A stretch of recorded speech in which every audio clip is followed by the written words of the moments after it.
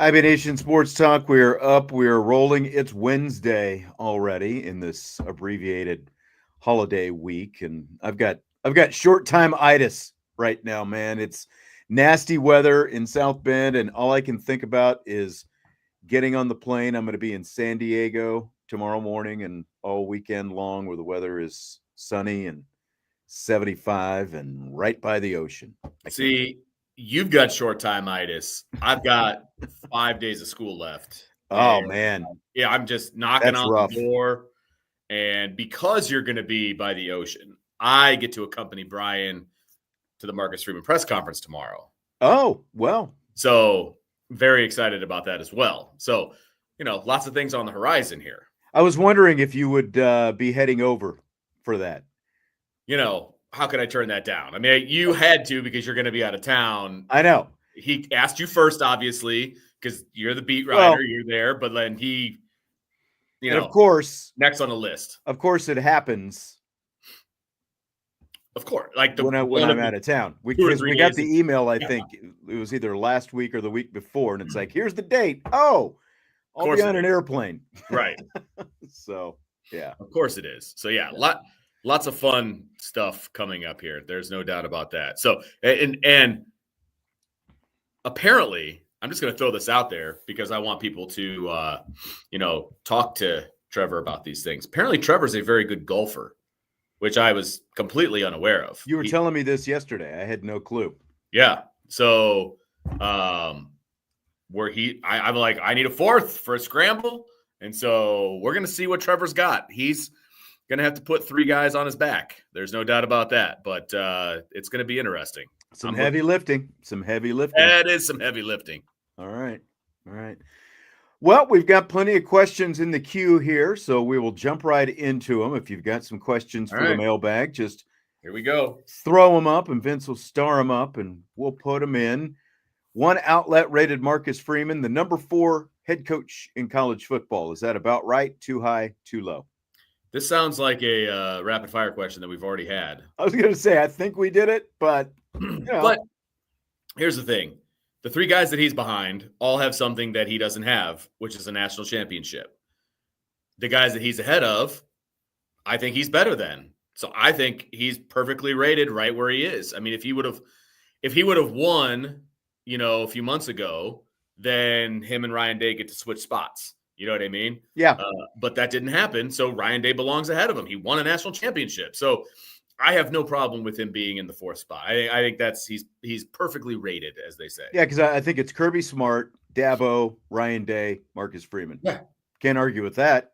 Nope. Like you said, those other 3 guys have national championships. Nobody who has not won a national championship is rated ahead of Marcus Freeman. So I think it's just right.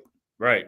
Yeah. I think he's going to continue to potentially prove people wrong in a good way. You know what I mean? Those doubters, if you will. And, look, he's not going to win a national championship every single year. He's not going to go to the national championship game every single year. But I think that his teams will always be in the national championship hunt. And so that's what you need to do. It's consistency. It's, all of those things. And I'm excited to see where this team is going. Absolutely. And we will see where this team is going this year. Post national championship game appearances. Johnny S3 says he was stationed at San Diego, NES Coronado, wasted days and wasted nights. I can imagine. We're also doing the Midway is there. The USS Midway is docked there. And there's there's a Midway museum. So we're going to that's one of the things that we're going to do. Also 2 Top Gun things in the air, like the original Top Gun where they did the where Goose sang Great Balls of Fire. Yeah.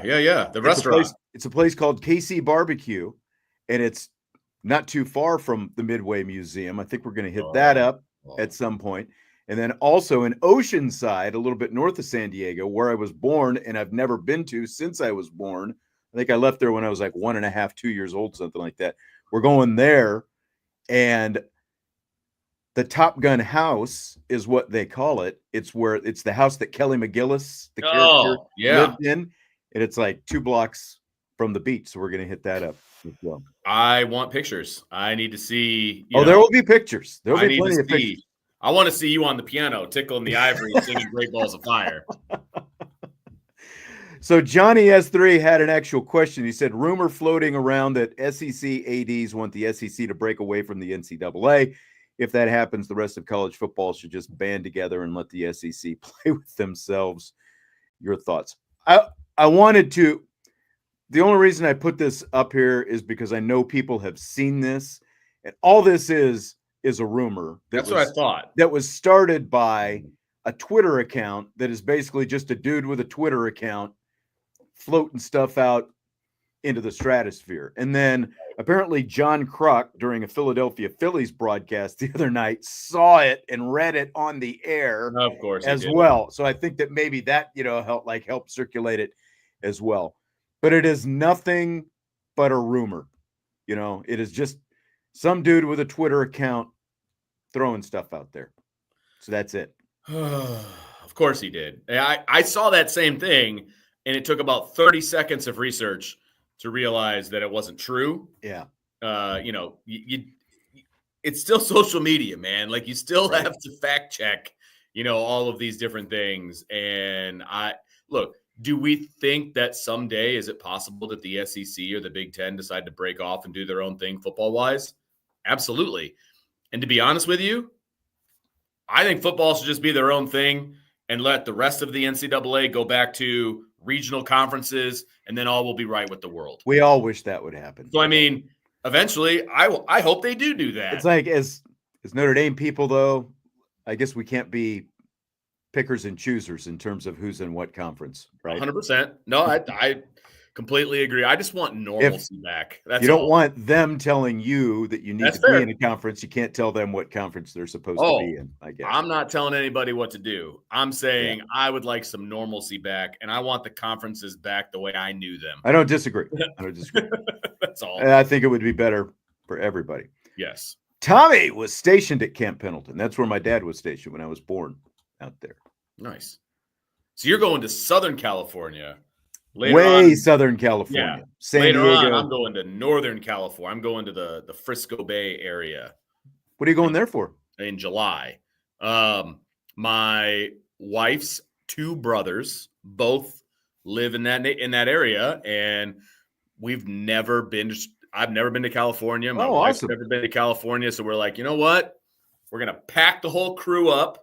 We're going to fly out to California. Man, you're flying 5 kids to California? 5 kids and 2 adults, my friend. Man. So I remember we never took big trips when I was a kid. And my parents had some friends who lived in the same area, Santa Clara, which is where like the 49ers stadium is now, and all that, Levi's Stadium and all that kind of stuff. And so it was like, been looking forward to it for months. Well, guess what happened the week before it was time to go to California for the old Stiers family? My sister and I both got the chicken pox. Oh, no. Yes. So we spent the week with Grandma and Grandpa, and Mom and Dad went to California without us. So good times. They went without you? That's hilarious. They did. Behind. They're like, they had tickets. Why cancel? Yeah. That is awesome. That's fantastic. Hey, I get it though. Believe me, let me tell you, you know me well enough to know I scoured the internet for good pricing. Oh, I'm sure. You know what I mean? And we got a pretty good deal out of this situation. And we're flying out of South Bend too. So are we. We're flying at 6 a.m. tomorrow. We're going very early as well. But at the same time, when you talk about, driving to Chicago and then driving home afterwards, from Chicago, it's like, for the extra, I think it was $20 a ticket or something. It was like, we'll fly out of South Bend. Well, because you're still going to get hit for in total around $60 worth of tolls, between coming and going. Yep, and you have parking and everything there. Else. Yeah, exactly. Yeah, and then you got to drive back. Yeah, it's just it's way worth it. And there's no good times to fly back from California to Indiana. Like, it's all, you're getting back at 8, 9, 10, 11 o'clock. Like, Yeah. This is so late. Yeah, because like it's awesome. Like tomorrow, we're leaving here at 6 a.m., but we're landing in San Diego at like 9:45 a.m. Right. Because of the time change, obviously. But we've got the whole day, still to do stuff. So right. It's going to be awesome. And it's actually the reason we're going is it's like a little mini Army reunion. It's like a bunch of guys who I haven't seen in like 35 years. We're getting together out there. So that's cool. It's going to be fun. Yeah, it's going to be hopefully a lot of fun. So that's fun. Yeah. All right. Let me see. There was one that I saw. Okay.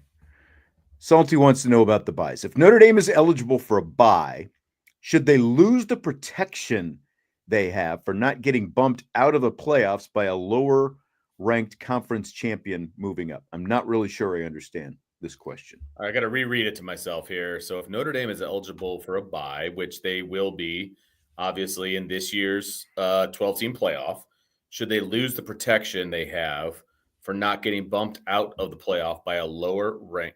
I don't think they have that protection, do they? Like if Notre Dame is there is no more like it's just a straight seed, so you don't have to worry about getting bumped now. So what he's saying is, okay, let's say Notre Dame is ranked 11th and the ACC champion is ranked like 15th. Would that bump Notre Dame out of the playoff completely? Well, but it starts with if Notre Dame is eligible for a bye. So, well, that just means in general, like they could get a bye. So he's talking overall. I think he's saying, well, since now they can even get a bye, should they not get the protection of not getting bumped out? I don't think there's any protection of them not getting bumped out. Oh, so he's basically talking about two separate things. Like, right. Yeah. You know what I mean? Like, if Notre Dame was like 11th or 12th and there's a lower seeded conference champion, they're out. Like, there's no protection, I don't think. Yeah, I think anyone who's in that range, in that 13 to 16 range, you're there because you've lost some games. So, right. There basically shouldn't be any protection for you. He's insistent that Salty says yes. That's what he's taught. See, I was looking at like in the same season. That's why it didn't make sense to me. But yeah, so he's saying since now Notre Dame is eligible for a bye, should they also, in years where they would be ranked lower, lose the protection? Sure. For being bumped out. And I think I'm not exactly sure how that's going to work because I know they haven't written the format yet, like they have until December 1st to actually decide the format. So, like the new format.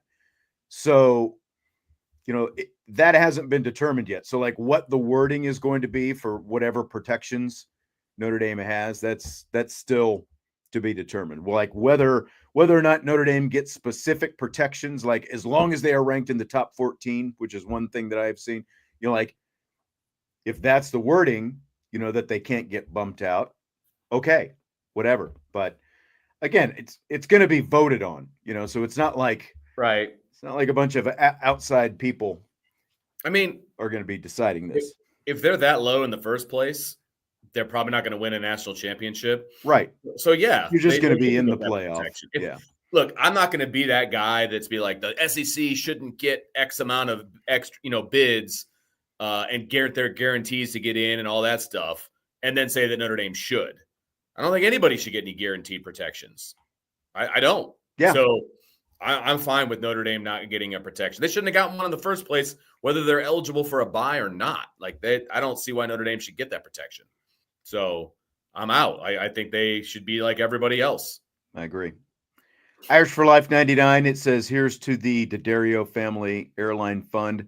It's a $5 super chat, so Vince might see a nickel of that when it's all said and done. That'll buy a peanut from the peanut bag. Yeah, but that's okay. We'll take everything we can get. It's the thought that counts. It is the thought that counts. Christopher wants my thoughts on Notre Dame women's basketball signing Kelly Radigan. 2 years of eligibility left. She had a knee injury at her former school. She played at Loyola, Maryland the last 3 years, and she only played 3 games this year because of the injury that she had. You might remember they came here this year. Loyola, Maryland came to Notre Dame this year. She was hurt. So she didn't actually get to play in that game. She's a local, South Bend St. Joe, and Radigan is, a name that you probably recognize in regard to Notre Dame athletics. Her dad played football for Notre Dame. He's also one of the Notre Dame team physicians, and her brother Connor was a walk-on at Notre Dame on the football team a few years back. He was part of the Kyle Hamilton, what was that, Inside the Garage podcast. That's right, yeah. And all that kind of stuff. Like this is, I'm not expecting her to be an impact type player. Her best season was not this season that just ended, but 2 years ago. She averaged like 8.5 points a game in around 31 minutes. She shoots the three a little bit, solid 3-point shooter. She's made 148 in 2+ seasons at Loyola, Maryland. She would be, I believe it's the 5th guard. Let me count this real quick. So you've got Hannah Hidalgo, KK Bransford, and then you've got the Duke transfer and the Vanderbilt transfer. So there's 4 guards right there, and she's a guard. And then you've got Kassan Prosper, who's basically like, she's listed as a wing. Yeah, listed as a guard. She's basically a wing. Yeah. I think is more or less what she's going to be. So like Radigan would be the 5th guard and give you a little bit extra depth, I think. I'm not anticipating a ton of impact from her coming in, because like I look at, a player like Anna DeWolf a couple of years ago, who was a high level, like mid-major type player, hit 1 million 3-pointers before she came to Notre Dame. And she was basically like, she ended up averaging, I think, around 8 points a game, which is about what Radigan, even Radigan averaged, I think, a little bit less than that, 6.8 points a game is what she averaged in her career at Loyola, Maryland. So depth, a little bit more depth at guard. I'm not anticipating a ton of impact out of that, though. Yep. But it's South Bend St. Joe, obviously grew up in the area and coming back and getting to play for Notre Dame now. So, yeah, Decaf wants to know why they can't get any bigs. They got a couple bigs, but again, like when you talk about impact, they're not. It was a very, basically the transfer portal is college free agency, and there was a high price on free agent forwards, especially this transfer portal cycle. That was a huge part of it. They just missed out on a couple, one specific one with some real impact. Unfortunately, she ended up at UConn, so that's not good either. Of all the places. Yeah, I know. Of all the gin joints. All right.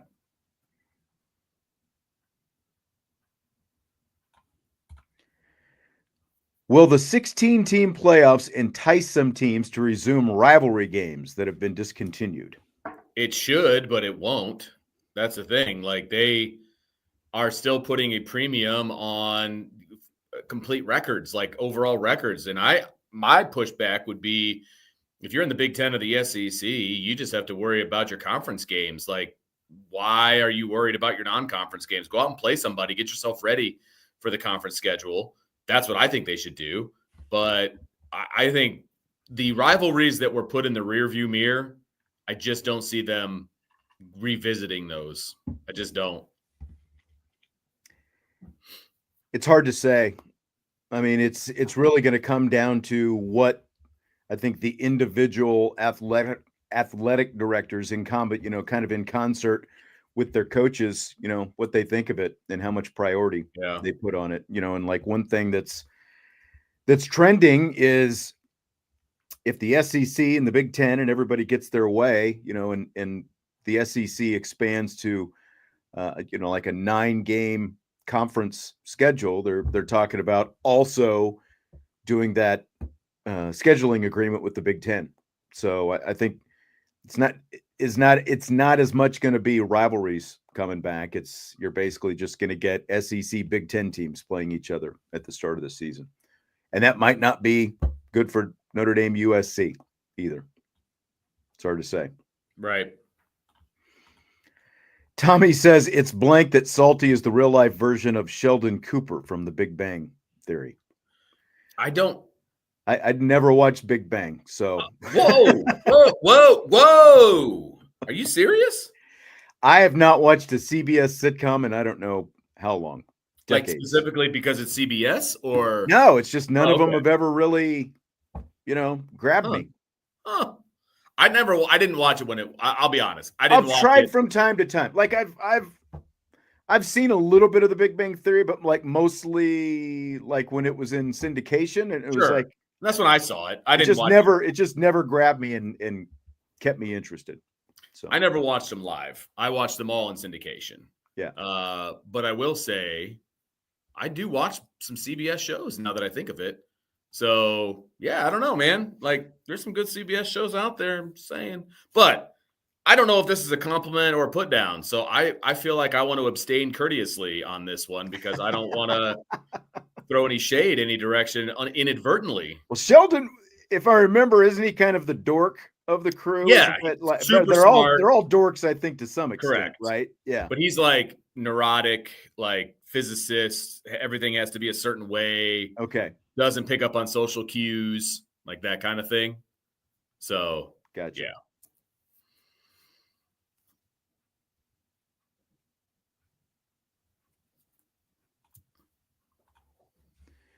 Which 4 players do you think should be team captains for Notre Dame this season? I knew there was some Notre Dame stuff. 4 Notre Dame captains. I think the easiest one is Drake Bowen. Okay. Start there. I think that's fair. I think there's got to be an offensive lineman this year. And I'm wondering, would it be an Ashton Craig? Would it be Jagasaw? Would it be Shrouth? One of those 3 guys, potentially? Yeah. I think offensive lineman is solid. I don't think anybody in the wide receiving core should be a captain yet. Probably to Salty's dismay. Obviously the quarterback, either way they go, is going to be too young to be a captain. Like I do not subscribe to the theory that like no matter who your quarterback is, they're a captain. You know what I mean? Like that's not how it was a lot easier for Hartman and Leonard, I think, to come in and do it because they had been around so much. Yeah, they're older guys, so there's obviously there's just naturally, and with the experience that they have, and they came in kind of knowing that they needed to be leaders because of the veteran, presence that they brought. I actually think there's a chance that Christian Gray could end up being a captain. I think he has shown that would make sense. Some pretty good leadership qualities, and he is the veteran right now in that defensive backfield. Because they're just so freaking young. You know what I mean? Like Adon Schuler obviously is a very, very good leader. But the rest of those guys are so young. So I could see Christian Gray potentially being a captain. Anybody along the defensive line that you would I thought about Josh Burnham. Potentially, like Burnham or Heinisch, one of those 2 guys, I think would make sense. I'm looking at like some of these other guys. I think Greathouse is a possibility, but I just don't know. Because like Josh says, Love, and like the only problem I have with certain guys, like Jagasaw and Love, for example, at least. Like when we get to talk to him, very, very, like soft-spoken kind of guys. Now Xavier Watts was as well, but so like I don't know how that always translates to what they're like with the team and just sort of what that from a leadership standpoint. Here's what I will say, because I don't know how, but I forgot about Love. There has been precedent set for guys that are going to be 3-year guys getting to be a captain. You know what I mean? And I look, Jeremiah Love's going to be a 3-year guy, and then he's going to hit the draft. Mm-hmm. So, and he could go down in Notre Dame history as one of the greatest running backs, potentially, that Notre Dame has seen, right? And so I think I could see him being named a captain for those reasons. They know he's not going to have another shot at it next year because he's going to leave, potentially best player on the team kind of a deal. And kind of just a lack of obvious guys to be captain. So I think Jeremiah Love could very, very easily be a captain. Yeah, I don't doubt it. And again, like this is something that the players will vote on.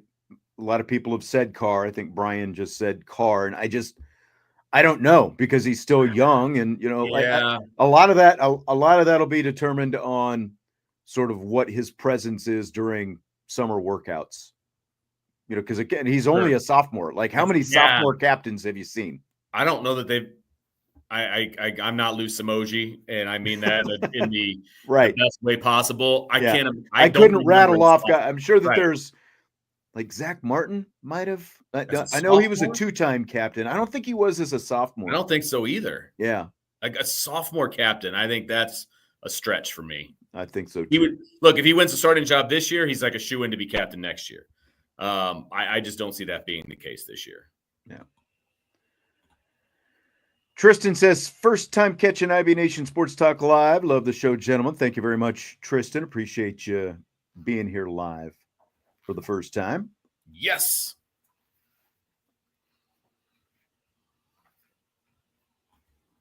All right, so we did the captain question. There's not a lot of obvious choices, man. I know. If Notre Dame's, I think Schuler is a good one. I guess I didn't name some other ones. But I think from the defensive line, the two that make the most sense would be guys like Burnham and Heinisch, it feels like. A couple veterans have been around a little bit. Schuler in the secondary. Christian Gray, like you said, is a possibility. I think one of those linemen probably ends up being one too. Offensive lineman ends up being one of them. If Notre Dame's passing game excels this season, would you expect a late commitment or a flip from a premier wide receiver recruiting target? I feel like we say this every year, and that neither one of those things happens. And so I am going to play it safe and say no. I do not think that will happen. I think a excelling passing game will have more of a direct impact on the 27 class as opposed to the 26 class. The recruiting advances from a timeline standpoint just too far, that the 26 kids, they're going to be moved on from the 26 kids for the most part. Like it will affect the 27 class and beyond. I just don't see it affecting the 26 class. That's exactly my thoughts. I don't think you're going to get any immediate results out of it. We kind of thought that maybe, if the passing game took off last year, maybe you got a flip, of commitments, and obviously that never really happened. I think this is still more about the long game than anything. It's not going to necessarily do anything for you short term. And I mean, they've got a couple good receivers in the 26 class already. They're not maybe what some people are hoping for, but I think that they've got some good quality in there from what I've seen. So, but yeah, I completely agree with what you're saying. I think it's more long-term than short-term when it comes to what that's going to potentially flip. Would a first-round playoff bye, on balance, be a good thing or a bad thing for Notre Dame? I will contend to still say that it's a good thing. As much as I enjoyed the Notre Dame IU game and the atmosphere and all of those other things, you lost Riley Mills in that game. It was a great game, but I think we would all say that we would have liked to see Riley Mills against Ohio State. So that doesn't happen if they have a bye that week. So I still think a bye is better off.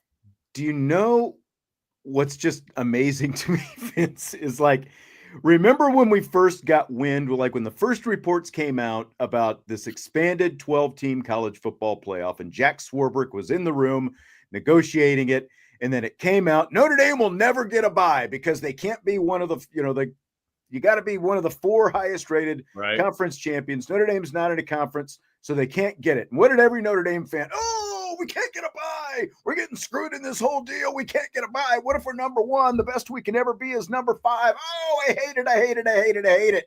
And then all it took was host 1 playoff game, win 1 home playoff game, and now nobody ever wants a bye again. Like that's like everyone is so black and white. Oh, I know. Whole thing. I know. It's just nuts. It's nuts. The bye is good. It is extra rest.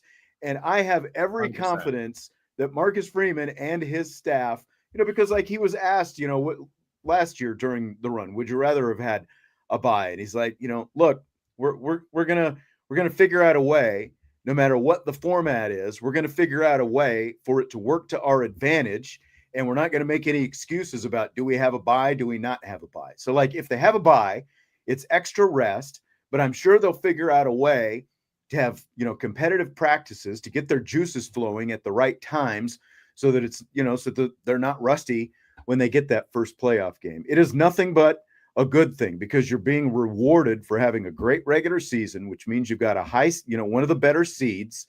You get extra rest, and every coach is going to take the extra rest. If given the opportunity, they're going to take the path through the playoffs that makes them play the fewest games, gives their players the chance to rest the most, get healthy, all that different stuff.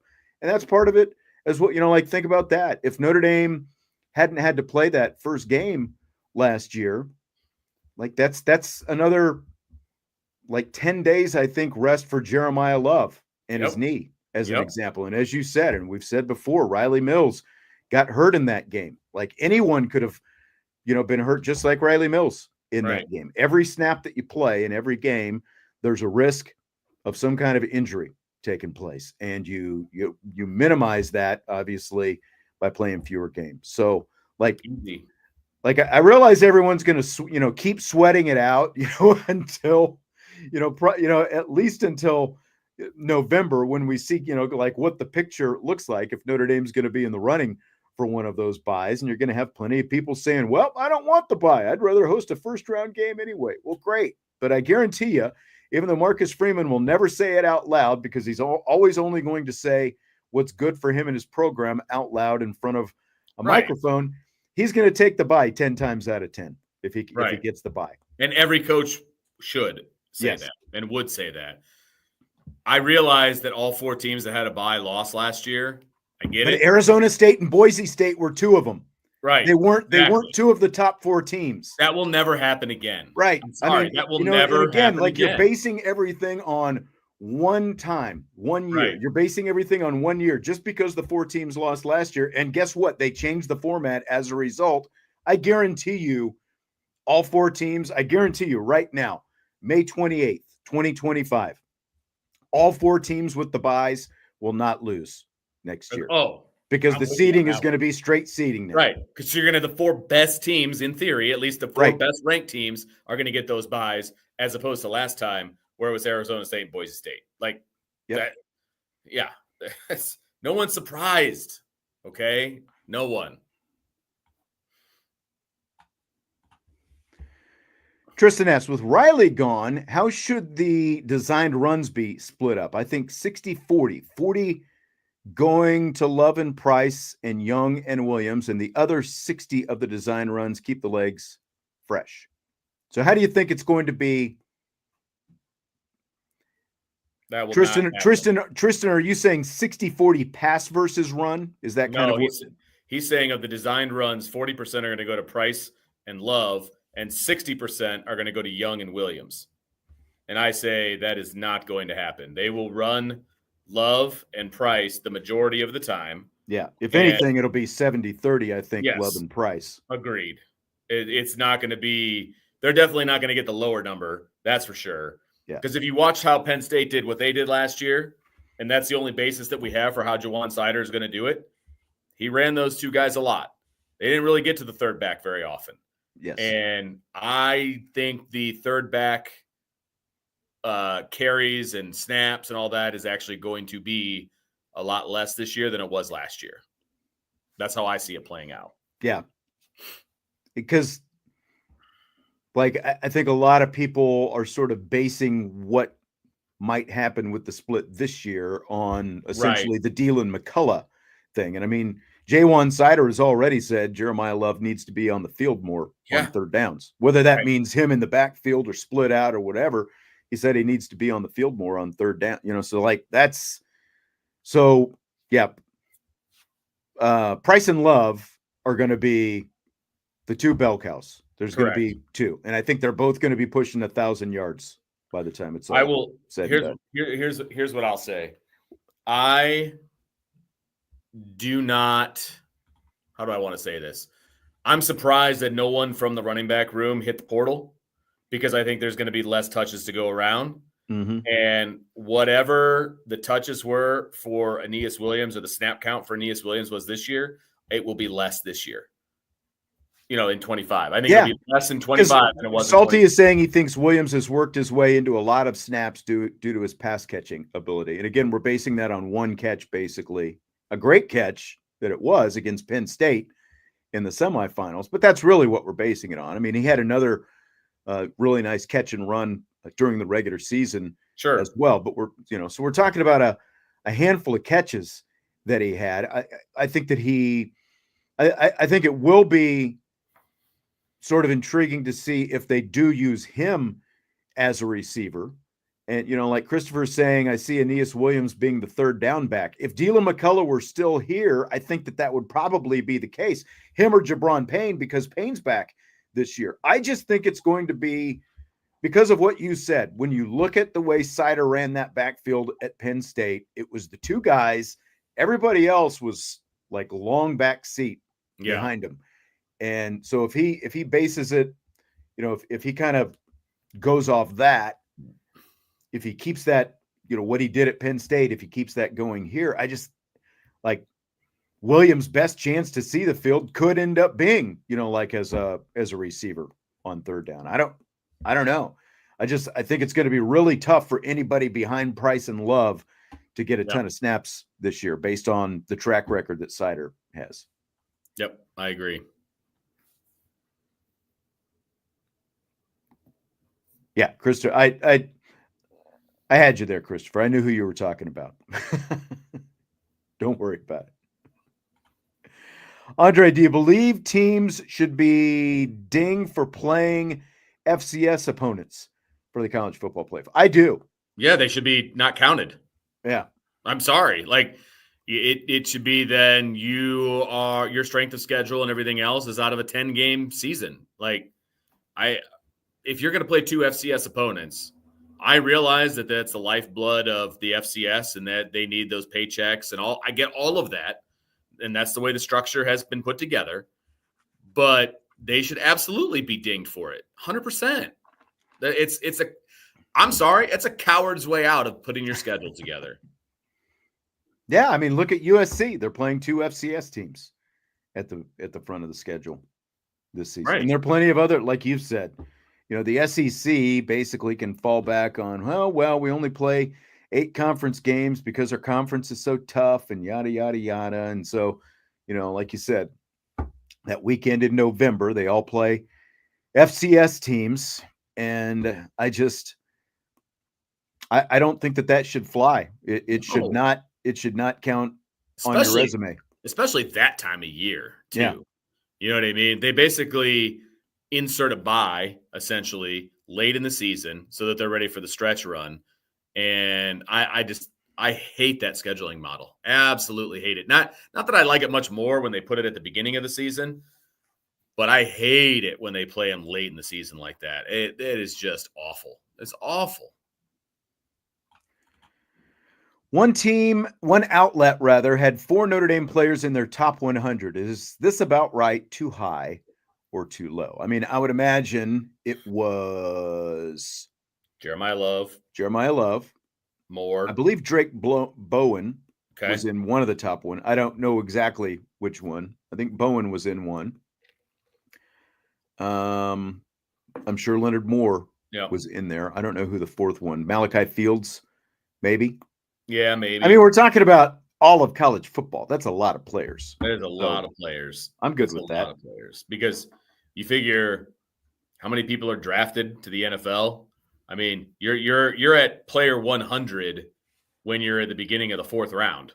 So you're talking about, they draft more players than they're on this list.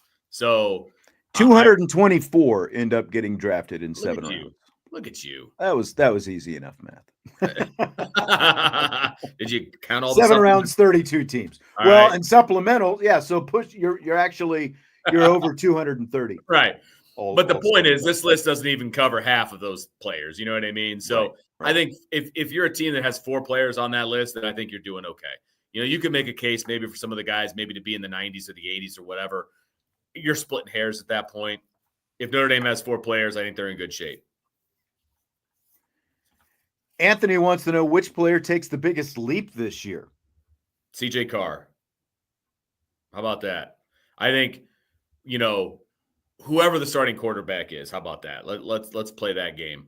Yeah, because you'd go from being the backup. From not having any experience whatsoever in college football to being a potentially, 12-plus game starter.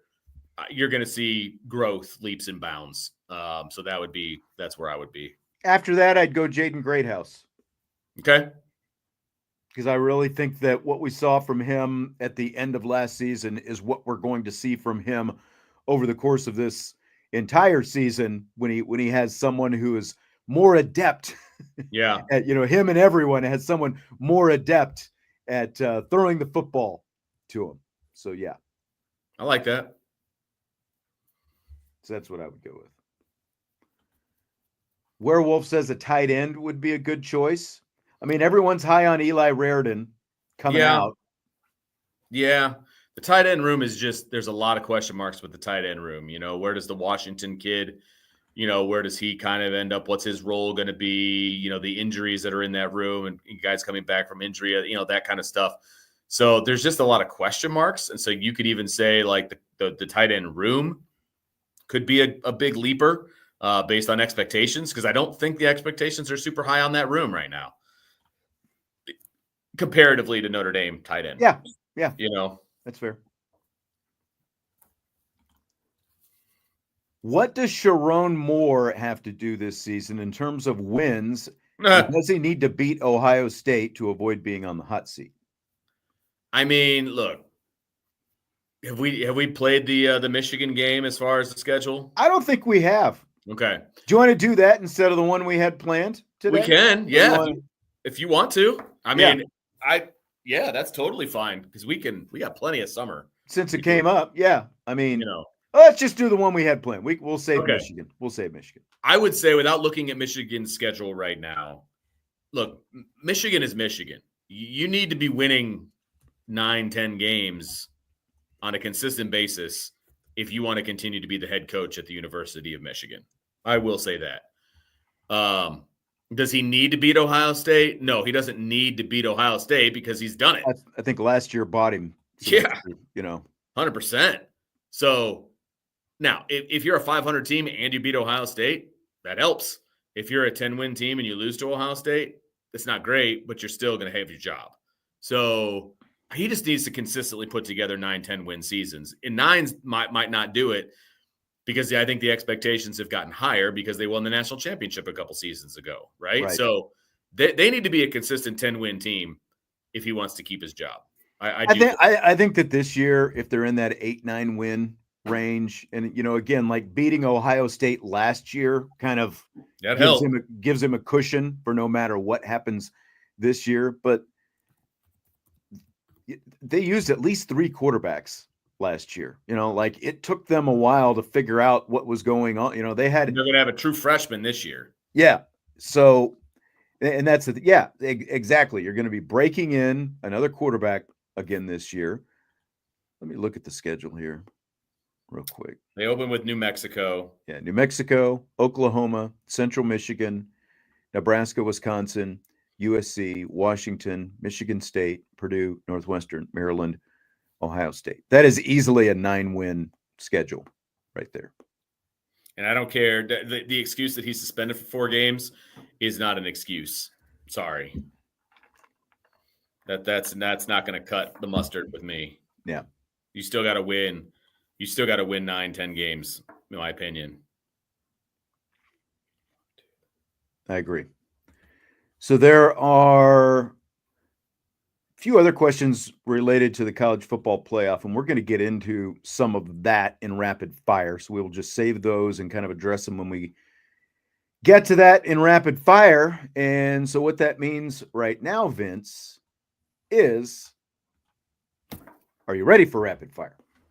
Bam, baby. Let's go. Wednesday edition. Here we go. It's interesting. We just had some wide receiver talk because we're going to start off with some wide receiver talk here in Rapid Fire. Fill in the blank. It would be blank if both Jaden Greathouse and Malachi Fields each have at least 800 yards receiving this season. It would be great, but I am not betting the mortgage on it. I feel like I fall into this trap of wide receiver numbers every single year. You do. I refuse to do it this year, Sean. I refuse to do it, even though I feel like this year could be the year that it happens. I'm not going to fall. I'm not going to start predicting crazy numbers for wide receivers. Now, if they end up both having 800 plus yards, Notre Dame had a really good season offensively because I'm very confident in the run game. Okay.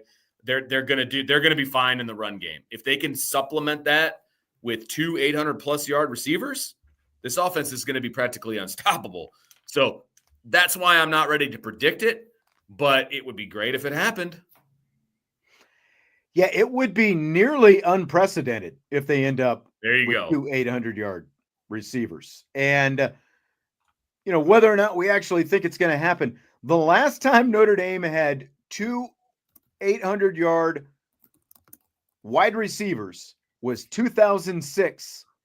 I'll give you the first one. I'll spot you the first one. Jeff Samardzija had over 1,000 yards.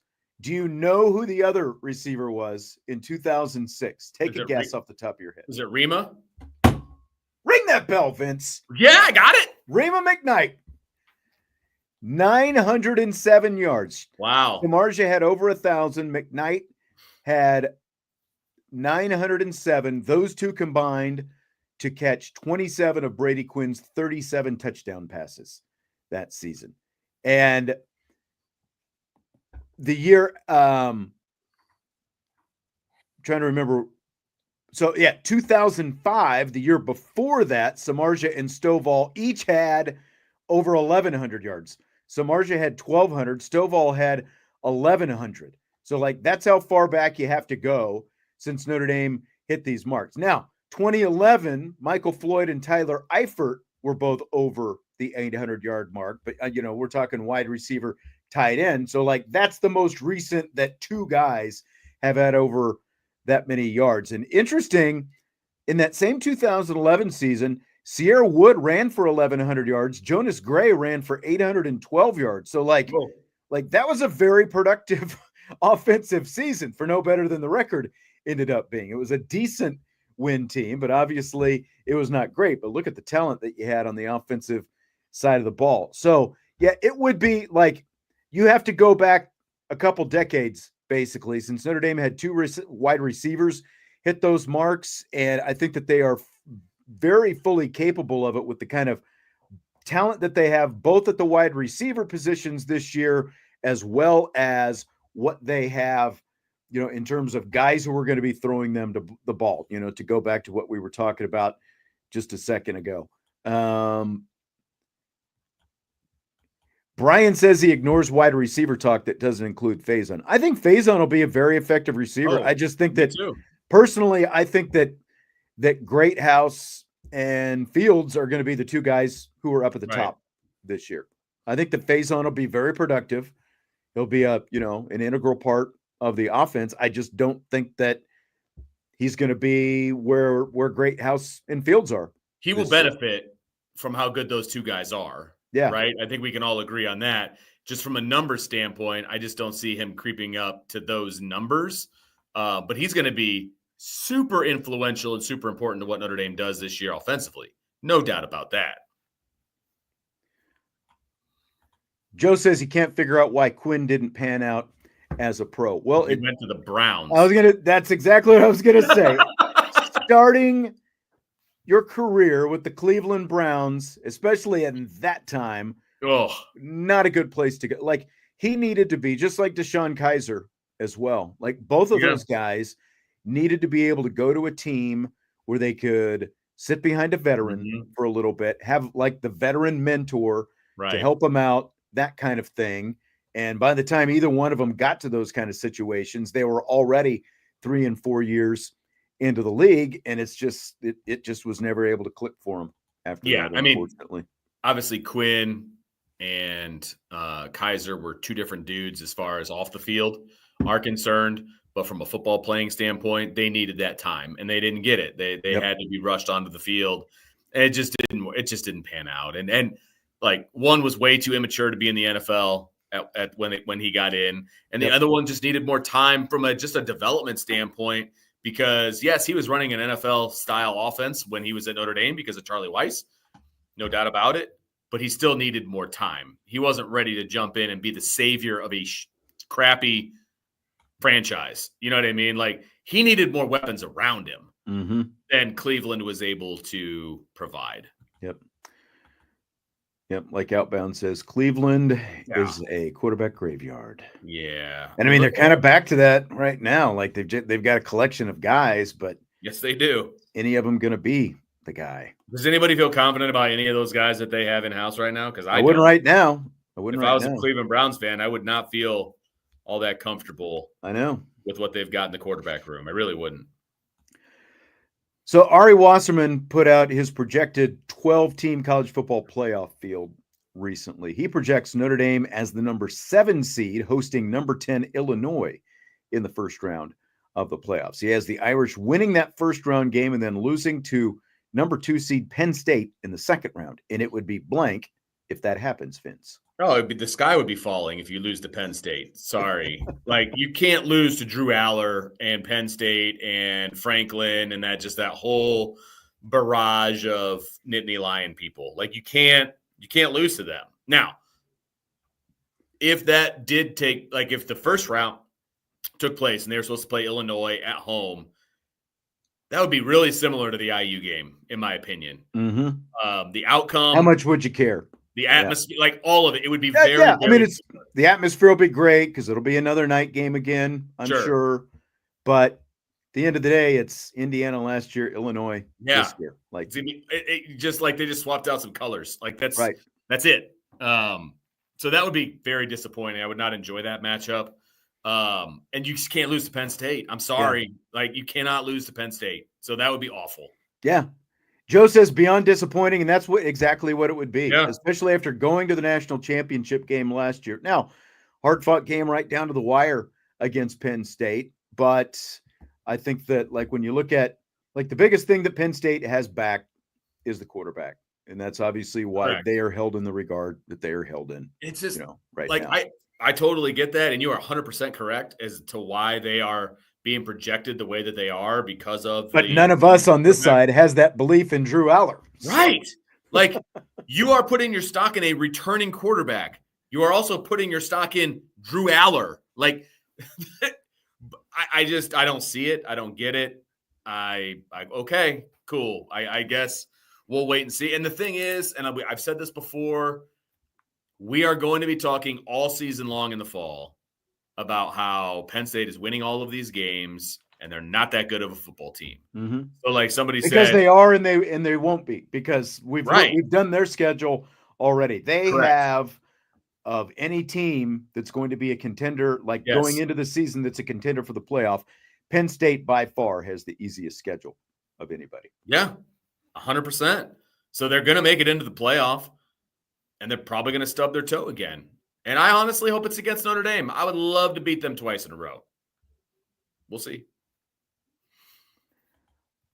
I was trying to see if I can find real quick the Penn State schedule. Just here, let me see. One more click. So here's the Penn State schedule, just to refresh everybody's memory. Nevada, Florida International, Villanova, Oregon, UCLA, Northwestern, Iowa, Ohio State, Indiana, Michigan State, Nebraska, Rutgers. I think their over-under was 10.5, if I remember right. I see 2 losses there. I see 10-2, most likely. Yeah. But 10-2 will get them in. Yeah.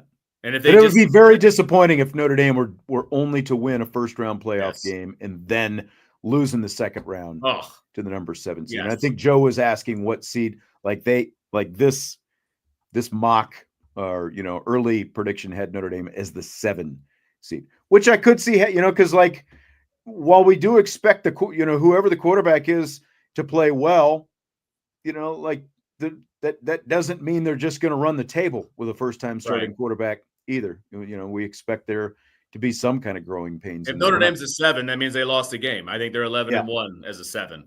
So that's probably not inaccurate. They're going to have to go undefeated to get a bye.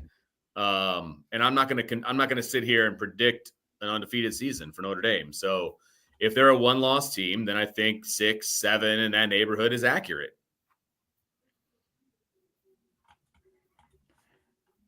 Okay. At the SEC meetings in Florida this week, a majority of coaches, including Lane Kiffin, favor a 5+11 college football playoff model for a 16-team field. So what that would mean, 5 conference champions get the only 5 auto bids, and then the 11th highest rated at-large teams would get in. It's, like an actual earn your way into the playoff field. In the meantime, so that's what SEC coaches favor right now. In the meantime, SEC athletic directors still favor the model that would guarantee the SEC 4 automatic qualifiers. So, which proposal do you think is going to win out in this, Vince? Well, what's going to win out is the 4 automatic bids. What should win out is the 5-11 model, because that one makes the most sense. Like, that's common sense.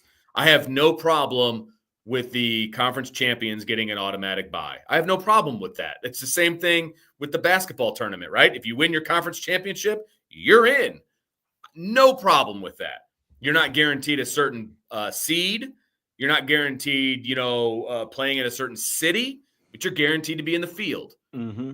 I'm cool with that. The rest should be all based on merit. There should not be 4 automatic bids from a conference. There should not be 2 automatic bids from a conference. There should be 1, and the rest should be the next highest ranked teams are in. If you want the best tournament, that's what you do. Joe says anything Lane says is invalid. Well, I don't agree with that, because I don't agree with it. What he's saying right now actually makes sense, and it's what the rest of the coaches in the SEC are saying as well. Because again, what the coaches are saying is the 5 conference champions, 4 Power 4 plus the highest ranked group of 5, those are the auto bids. And then the next 11 teams to fill out a 16-team field would all be the next highest ranked, 11 highest ranked teams. Makes perfect sense, right? Like, that's what Kiffin supports. That's what the SEC coaches support. But the problem is it goes completely counter to what the athletic directors are talking about, because the athletic directors want the 9-game schedule. They're currently at an 8-game schedule in the SEC, and they also want to do these play-in games at the end of the season to determine which teams get the auto bid. So, like, if you went by last year, for example, they would still play a conference championship game. You'd have number 1 Texas against number 2 Georgia.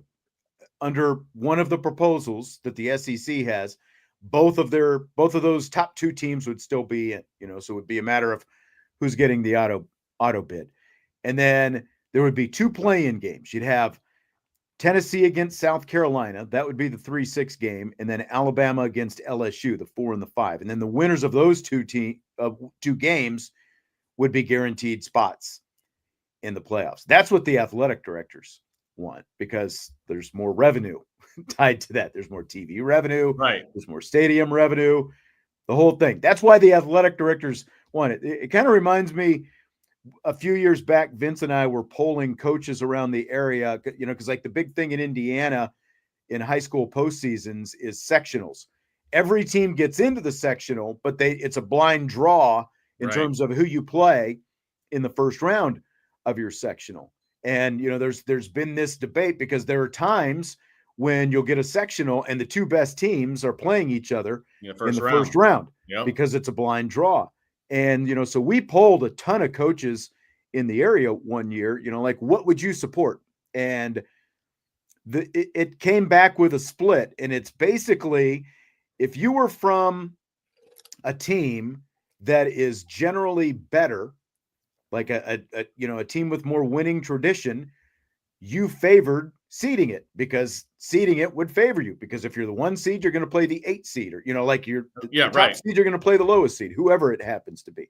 Yep. Whereas if you were from one of, like a program that was not traditionally as good, you favored the blind draw because it gave you a chance of maybe the two worst teams play each other in the first round, and you got a better chance of winning. And that's like everyone's always going to have different interests. Like the athletic directors have their interest, the coaches have their interest. And I think if you ask most of the coaches, they'd probably say what the SEC coaches are saying. But that's probably not the way it's going to end up going, because that's not where the money is. Which sucks. But I mean, I guess I really enjoyed the 12-team playoff last year. Obviously, we were riding the Notre Dame train the whole way, and it made it more exciting and more relevant and all of that to us, okay? I'm not blind to that fact. If people weren't super greedy money-wise, we wouldn't have a playoff at all. So there are some good things that come from it. Mm-hmm. But overall, the greed that is taking place is it's unfortunately what it comes down to. Man, and I'm not saying phenomenal in a good way. Like, it is mind-blowing how many decisions are made based on money. You know what I mean? It's just, ugh. So on the subject, should conferences scrap their championship games in the 16-team playoff field? No buys. And will they?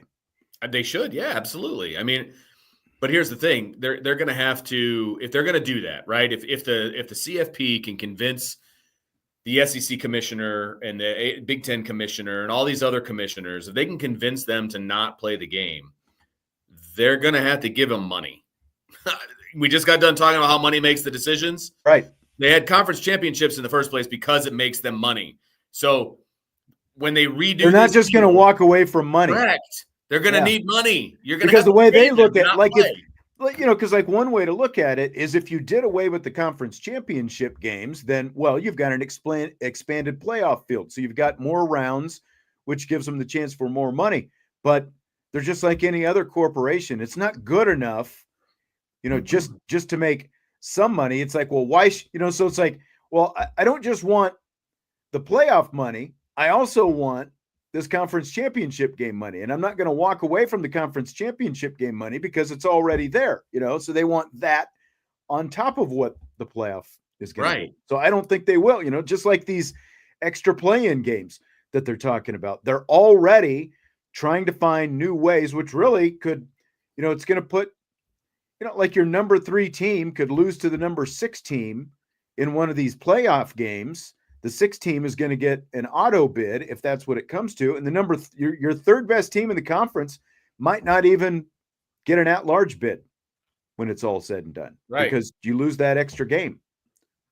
So it's just, yeah.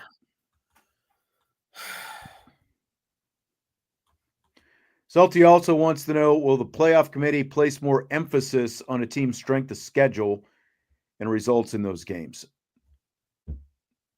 Again, they should, but they should, but I mean, look. But this is another thing, this is another reason, like the SEC and the Big Ten want these auto bids, is they don't want the playoff committee, and because the criteria for each committee, every time you've got new people on these committees, your criteria changes. That's from your, like, what they all value. So, like, that's true. 2 years from now, that committee might place more emphasis on strength of schedule, like right.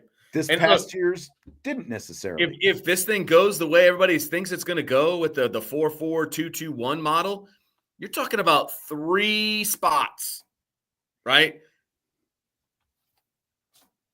I think it's going to be obvious who those last 3 spots go to. You know what I mean? Like, I don't know. There will always be debate because there's always going to be a team that gets left out and whatever, right? But I just think it's going to be painfully obvious. I don't know how far down the checklist that you need to go to differentiate the teams that are going to be in contention for 3 spots. Right. We'll see. We shall see. Tommy wants to know what you're willing to bet the mortgage on as it pertains to Notre Dame. I would bet the mortgage that more often than not, Notre Dame will wear blue jerseys at home. No, I will bet the mortgage. Ooh, and I have no inside information on anything. But I would bet my mortgage that CJ Carr is a starter on August 31st. Just based on my own eyes watching. That was going to be my answer. Yeah. I know That's what I'm make some most people mad, but yeah, that's okay. I mean, and again, it has nothing to do with Kenny Minchie or anything like that. Like that, it just has to do with how good I think CJ Carr is.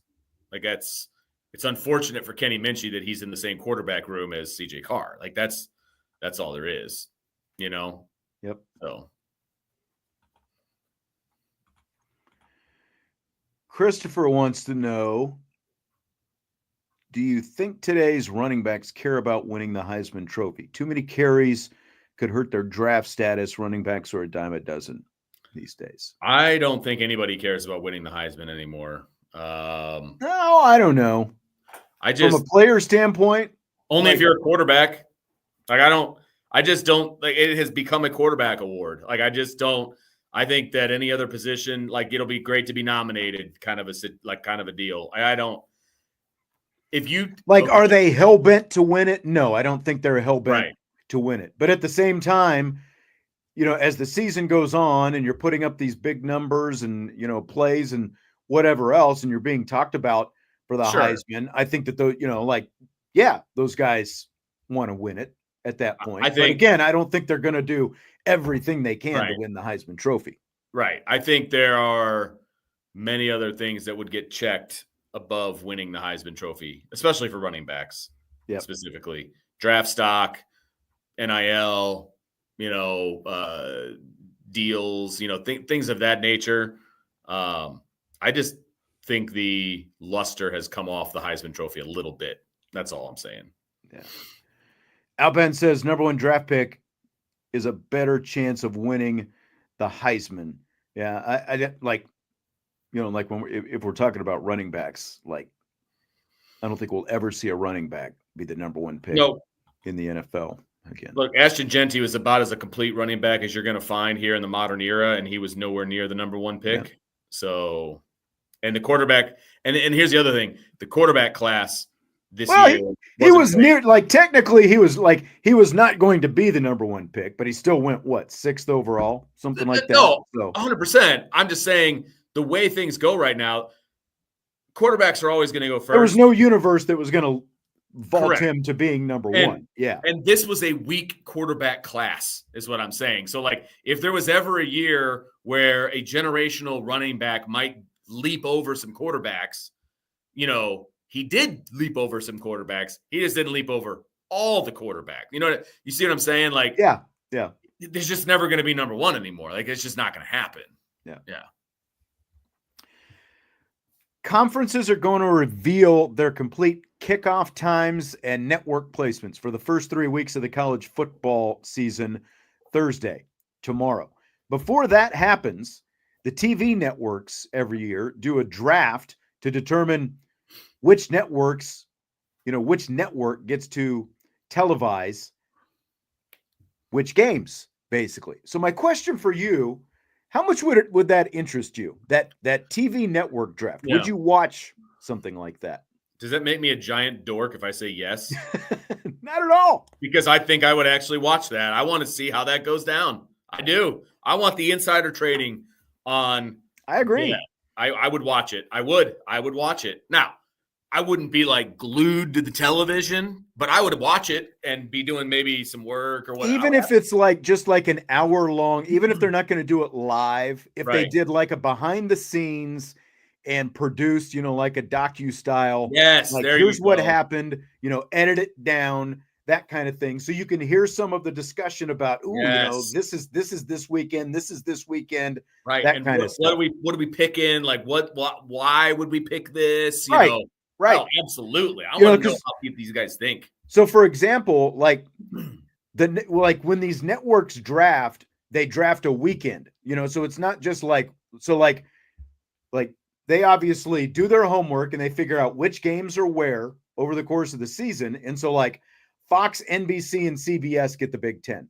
Well, what's going to be the number one pick between those three? They're whoever has the number one pick is automatically going to go the Michigan-Ohio State weekend, Thanksgiving weekend, to get that, for example. But then it's okay, so they get that game. So then, what's the decision-making process? What's NBC going to show in primetime that night? What's CBS going to have as their afternoon game? And then, like for whoever gets the next pick, what weekend are they going after, like so they can have whichever game that they get on their network. I think that would be very interesting. Oh, actually. It would be fascinating. That's a 30 for 30 in the making right there. Give it to me, baby. There you go. Show it. Bring it. So there's some interesting news, and I've kind of been sitting on this for a little bit, and I've kept meaning to bring it up. And like last week, we actually had just like a ton of different stuff with all the USC stuff and everything else. And former Tennessee basketball player Zakai Ziegler is suing the NCAA to try to get a 5th year of eligibility. Now, he's played all 4 years of his eligibility at Tennessee, but his lawsuit says the 5th year of eligibility for a player is the most lucrative, and he wants 1 more year in college. His agents say the NCAA's rule permitting just 4 years of competition in the 5-year window is an unlawful restraint of trade under federal and state antitrust laws. There's also the fact that thousands of athletes, of course, in every sport were granted a 5th year of eligibility after the pandemic. So there's some precedent there. They gave all these players a 5th year to be able to play. So what do you think of all this, Vince? Like, do you think that this is where we're going? Is it eventually going to be like everybody gets 5 years? What do you think? But where do you cap it? 5, 6, 7? Because that's the thing. That's exactly it. Out there playing, you give them 5, they're going to want 6, right? Exactly. Which is why I say keep it at 4. Because like it's a Pandora's box situation. You start opening and you start making it longer, and then you're going to make it even longer. And like, don't compare this to a global pandemic. Like that's a one-off, man. Like that is not precedent setting. You know what I mean? And I don't know if those were your words or not. I'm not trying to throw it back in your face.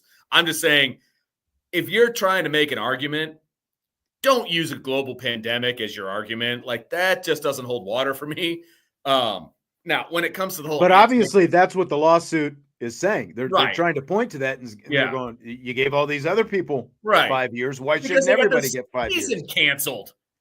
I mean, that's why. Well, but it was like they canceled this. They didn't cancel the season. Though, like some people, like the NCAA tournament got canceled, but like football, for example, a lot of guys got an extra year of eligibility and didn't miss anything. Well, they didn't have a full season. Like Notre Dame still played what 10, 11 games. They played 10 regular season games. Yeah. So I'm sorry, you didn't get to grow up in college during the pandemic. Get over it. Like I would be a judge sitting on there. I'd be like, get over it, dude. Like you didn't have to deal with all this stuff. I've almost done that twice today. You did. You didn't have to deal with all the stuff that those guys had to deal with during the pandemic. You know what I mean? Like they deserved an extra year just because of all the crap they had to deal with, like dressing in separate locker rooms and having different practice times and all the masking and all the nonsense. And like, I shouldn't say nonsense, but all the guidelines that these guys had to go through just to participate in that season. True. You didn't have to deal with that. That's why they got an extra year, in my opinion. Right? So they could have a normal year as opposed to a COVID year. Which, honestly, I felt like might have been a little bit too much. Like I think if you asked, a lot of coaches probably like the fact that you got extra experience from the player, but think of the record books as an example. Record books are going to be skewed forever. Like no one's ever going to break, unless Notre Dame, plays 4 college football playoff games 4 years in a row. I haven't done the math, but I don't think anyone's ever probably going to break Jack Kaiser's record for games played at Notre Dame. Right, because he played 6 full years, basically. Yeah, exactly. Yeah. Exactly. It's a window in time that I think just belongs in that window of time. And I'm sorry if you don't like the way the NCAA is set up and the way the college game is set up. Like, if he was good enough to go to the NBA, that's what he would be doing. So I don't know. I just go get a job, dude, like everybody else. That would be my response. Like Swan Dog is saying, I'm sorry, but it should be 5 years of eligibility. Like, why? Why? What? Why 5? What's wrong with 4? What's wrong with the 4 that they have right now? Normal kids take 4 years to get out of high school, 4 years to get out of college. Yeah.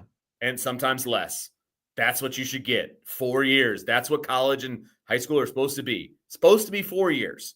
You know, I'm sorry if you take longer or you take less and you want more, you want whatever. It's 4. That's what it was meant to be. They're not out here giving out doctorates. You know, you get 4 years, man. Right. All right. We promised guess the Illinois over-under win total. Oh, yeah. And I almost passed it, but we're going to do that.